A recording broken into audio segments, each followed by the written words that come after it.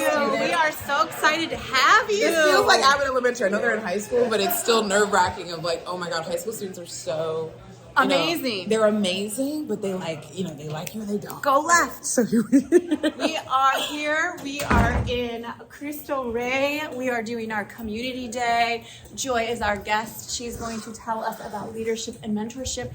And here we go. And here we are. If you're wondering, do I have the talent or what can I utilize? Anything really.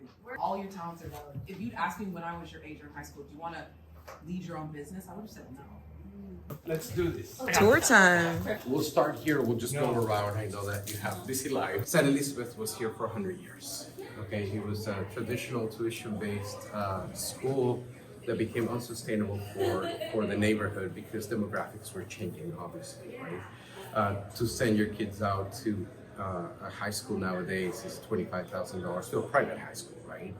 Unsustainable for the community here. Our average family makes about $50,000, family of four. Poverty level here is $75,000 for family of four. We only serve demographics which come from the 300% poverty level, right? So we do it for free. Okay, same education, same excellence as you would get in a private education at Bishop O'Dowd or De La Salle, same rigorousness, AP classes, and we make the same promises. This is rigorous college education that will give you the same opportunity. The catch is we'll send you out to work 1 day a week so that the students will match basically a revenue model, their education. So they will raise the tuition money while we match that in fundraising. But it's not only just about the money. Obviously, it's about resourcing workforce skills, opening up like a huge world that is unbeknownst to them, right?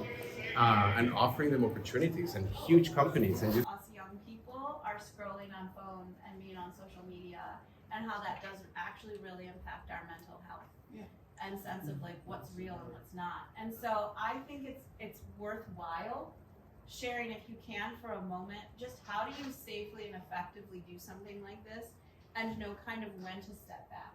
Because like you are very much an on person, but you are human. So there's also times when you're like, I have all these followers, but I only have, but my 5 best friends know this about me. Like, how do you know how you keep what it is as a job and what's kind of like real? You need to have a high level of media literacy to maintain thick skin. Media literacy is, I read this comment, I watch this video, I see this photo, and I understand how it was made. I understand who is making it and why. When you're watching the news, okay, well, why is this story running? Why are they spending so much time on blank?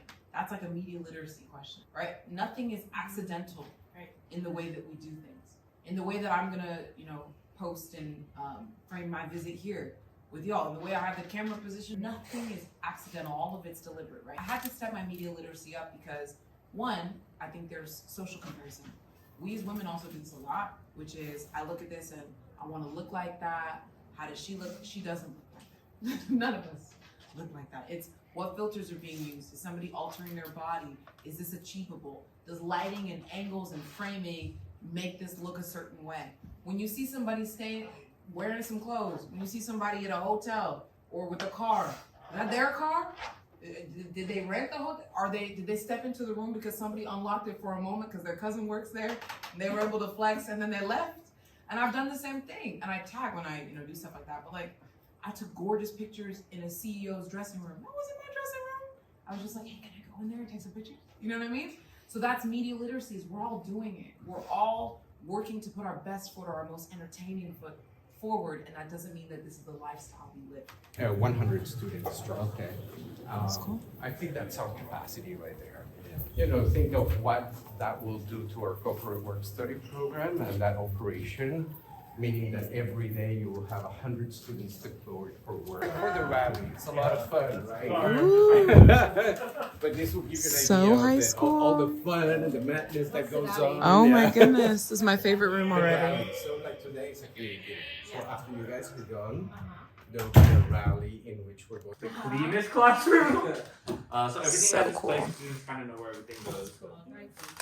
Yeah, no, he's one of our I would never leave this He room. really does a lot. Gym time. He was graduated 2 cohorts to date.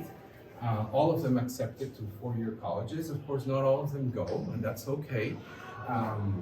But all of them are accepted. So we had one student this year that went to electrical school, but he's gonna be making $200,000 by the end. Okay. Yes, Harry Potter. In Harry Potter, the school is divided amongst CASAs, Oh, it's like teams. I know what you mean. I had this in my own school. Gryffindor, Different Hufflepuff, colors, right?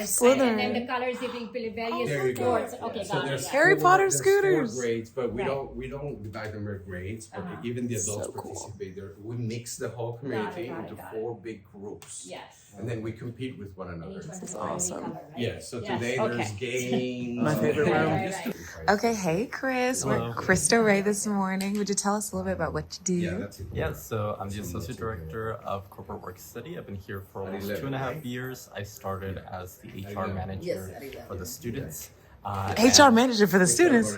Why So- would students need HR? So the students go to work once a week with their academics program. So it's Nice. a rigorous academic school, and on top of it, they have to go to work to one of our corporate partners around the Bay Area. And so I manage kind of their HR documents, and then I manage their transportation, their operations as well.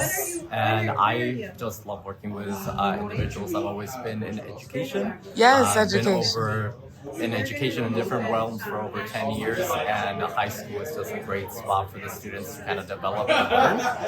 And I'm just a great believer of the workforce development education, where we can kind of give them the experience to go out to work, get that real life experience at working at a corporate partner with us, and coming back and having to apply to college, working those college applications, those resumes looking great when they go out into the real world as they're adults and apply to their first Real job. I love Yeah. that. Okay, what surprises you most about working with students on a daily basis? I think the creativity that they have, and just having different perspectives of how to handle and go about things, and question why our structures might be in a certain way handled. Right, because we're so used to it. We're like, oh my God, this is normal. I've been Yeah. living with this for all my life, and they're Right. the only people who are fresh enough to question why it is the way that it is. Yeah, so just even like the 8-hour workday, and like, why do we do this? Like, why do we have to go to work every day? And having those conversations with them and getting fresh, young perspective of like the workforce development and what they seek to learn and get out of.